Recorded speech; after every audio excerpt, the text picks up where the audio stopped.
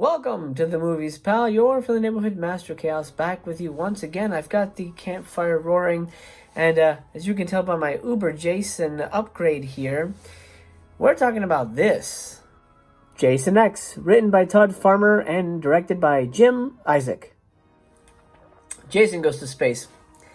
I mean, it's kind of a bad joke, right? Haha, yeah, every franchise goes to space. Hellraiser went to space. Leprechaun went to goddamn space. Jason should go to space. Why not? Because it's fucking dumb. That's why he shouldn't go to space. It's a stupid idea. It should have been thrown out of the room as a, oh, it's a joke. Oh, ha, ha, ha, yeah, it's space. Get the fuck out. You're fired. Space?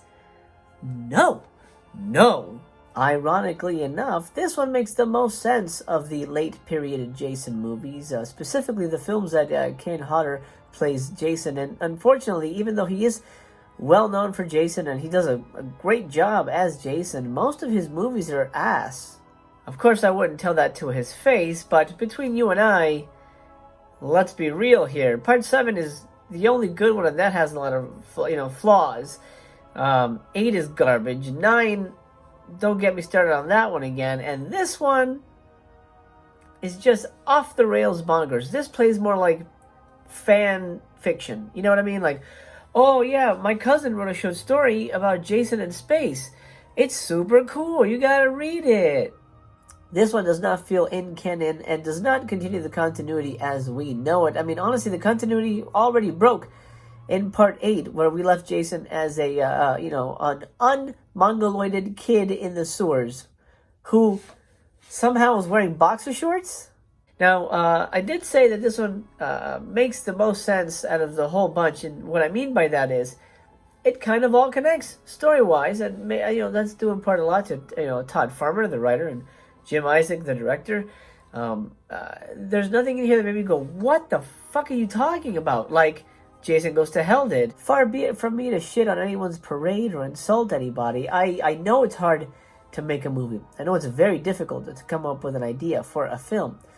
Which is what's so shocking about this movie's existence, is that this passed through all the rigorous testing and all the hoops that the movie goes through to get greenlit. And nobody said, you know what? Yeah, let's rethink the space thing, because, I mean, this is way, way out in left field. This is way too different. Brief plot synopsis for you. Jason is in Crystal Lake. There's some kind of medical facility. They've got him trapped, locked up. They're running experiments on him. He escapes. And don't ask me how he's in that medical facility. I don't know. He just is. Well, oh wait, was he in hell? Well, yeah. Yeah, that's right. But that was part 9. This is part 10. Completely different. And that's the problem. This franchise feels so bastardized. Like a $2 whore. Just every person that comes along uses it in a different way. And I think that's really the downside to this franchise, is that it has a new writer and director every movie, and they all want to put their stamp on it, and they all want to change Jason subtly to the point that motherfucker's a robot in space. Anyway, he escapes the facility, and he gets frozen. It's like, cryogenic tube kind of thing, and then in the year 2400 something or other, a group of students visit Earth after it's been destroyed by pollution or whatever, and they find what's his face, and they bring him up to their spaceship, and he awakens and he kills everybody. That's the plot. I didn't skip any nuance or character development because there's none. The biggest issue I have with this movie is that it doesn't feel like a Jason movie. As a matter of fact, it really feels more like an Alien movie. I mean, that's kind of what they're trying to do. They're ripping off Aliens with this movie, except instead of xenomorphs, you have,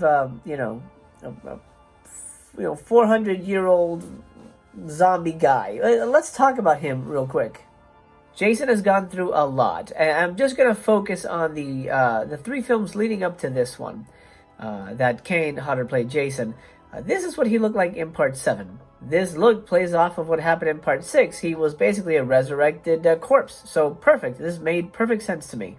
Now let's take a quick refresher look at the bullshit look he had for part 8. This, now, I don't know what the hell this is. He looks like one of those melted zombies from the end of Raiders. I have no idea what the thinking was behind this. I mean, he doesn't even have teeth. What the fuck is this? Now let's take a look at his very special look in Part 9. I call this ground beef Jason. He kind of has like a meatball fat head, and the mask is like ingrown to his skin. It's very strange. I really don't understand the thinking behind this, you know, when keeping in mind what happened in Part 8. Now, let's take a look at what he looks like in Jason X. If you notice, he's got quite a bit of hair. As a matter of fact, he has, you know, for the most part in some shots, quite a healthy amount of hair. He shouldn't have hair. He hasn't had hair since Part 2. I mean, what the fuck is... I mean, he was bald in Part 3. So, what is with this look? Also, did you notice that his eye is visible and we have skin around the eyes? When the hell did his skin grow back? When did it? Why do they keep changing the look of Jason? That's the honestly, that's just so stupid. Since the same people making these movies, Sean Cunningham made the last movie. Why wouldn't he say, "Hey, you know, he didn't have hair in the last one. Just make sure that you know his hair's not gonna grow back." So don't give him hair. And there's this whole kind of running thing where his limbs regenerate and his wounds heal. So they're trying to say that he's like Wolverine, like a space Wolverine or some bullshit. So you're trying to tell me that he can also regenerate hair, but it still looks like pubes? No, Jason doesn't have pube hair. I'm done getting mad at these movies, to be honest. They're just, you know, when people talk about the Jason franchise and like, oh, they're just dumb, they're all the same. You know what? Yeah, they are. Let's just get to the stats. This one brings us 24 kills. There are a couple of other in there that I didn't really count, you know, periphery kills. But 24 seems to be the consensus online that I agree with. So 24 kills in Jason X. Lots of death, but to be honest, I couldn't give 3 banana-flavored shits about them because everybody who dies, I don't even know. I don't even know their names or what happened, where they came from. I don't know anything about them, which is, you know, not new to the series, but specifically with this one, there's so many new people just thrown at you and then killed off in the next scene. You're like, what? What? This one does manage to give us a couple nude scenes. One of them is a sort of a brief love scene in the beginning, and the second one is when Uber Jason steps into the hologram section, and he's sort of back on Camp Crystal Lake territory, and there's 2 gals that undress and you know, provide ample viewing time for their boobage. So 3 naked ladies in all, 1 love scene with no nudity, and 1 cyborg nipple scene. I did not include that, but I'm just throwing it in there as a parenthetical. There's cyborg boobies and her nipples fall off. If you don't ask. Fave kill in this movie is probably everybody's favorite kill, and that's Cryo face. Jason wakes up. There's a doctor there who's been defrosting, you know, him. Or who knows what her name is. We never find out. He grabs her, and just like she's bobbing for apples, he dunks her head in a vat of liquid nitrogen. Why that's there, I have no idea. It doesn't make any scientific sense why she would need that. A big open container of liquid nitrogen. Sure, okay, yeah, fine. But we get an amazing death. Her face freezes underwater, and then he pulls it out and smashes it on the counter. It looks phenomenal.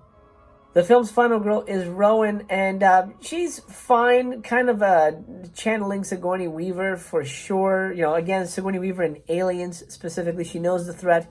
She's trying to warn everybody. Nobody believes her, that kind of thing. She's fine, not your typical final girl for sure. But she's okay. You know, for me, it doesn't really leave an impression on me. Nothing in this movie really left an impression on me. I could honestly have cared less rewatching this. I was shocked at how detached I felt from the whole thing. Honestly, because it felt like fan fiction. But anyway, Rowan is a scientist. She works at the Crystal Lake Research Facility where they had Jason trapped in the beginning. And she gets frozen along with him, blah, blah, blah. Her boss, funny enough, this is the most interesting part of that character. Her boss is played by David Cronenberg. Isn't that interesting? And the reason that is because the director worked on a whole bunch of David Cronenberg movies. I think he did the special effects for Naked Lunch. And so, you know, David Cronenberg is like, you're putting me in that goddamn movie.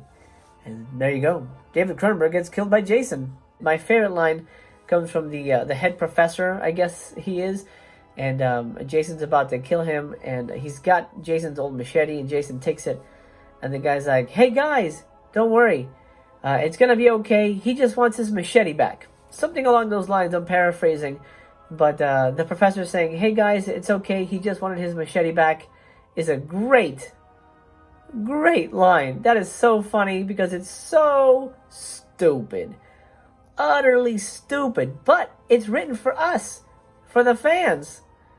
So it's okay that it's dumb. I'm going to give Jason X 2 stars. Now, for me, the franchise either falls within 2 stars or 5-star range. I know I've given away a couple 1s recently, and this was almost a 1. But there's just something about it. I can suspend my disbelief enough in this that it gets away with murder, essentially, for me. It's not a good movie by any stretch of the imagination. It's pretty dumb, but it's not as dumb and as egregiously dumb when it comes to canon and continuity as Jason Takes Manhattan and Jason Goes to Hell. This one should have been called Jason Goes to Space. They didn't do that. They should have. That would have been amazing. Or Jason Takes Space. No, that would have been good too. If you were debating whether to watch it or not, I'd say skip it. It's completely inconsequential. Completely inconsequential. Like, I mean, it's like I was saying, it's basically fan fiction. It's a fan fiction film at best. And yeah, skip it. 100% skip it. And by the way, Uber Jason, the whole, oh man, he's Uber Jason. He gets an upgrade. He's only Uber Jason for like 15 minutes. And the last 15 minutes of the movie. It takes an hour and 13 minutes before we see Uber Jason. And here's a little tidbit for you. He doesn't kill anybody as Uber Jason. He doesn't kill anybody as Uber Jason. He punches through a wall, and that creates sort of a suction thing accidentally that sucks a girl through a tear in the ship. But he doesn't necessarily kill anyone as Jason. I would have loved to see him like tear someone in half just with his arms, like bare arm strength or whatever. We don't get any of that. He's just kind of walking around. And yeah, you could say he kind of kills the camper girls, but those are simulations in the holodeck, so you can't really say that he killed those people. Yeah, and this is also one of the discs that had issues with the sound. So that was noticeable when he was hitting the sleeping bags together.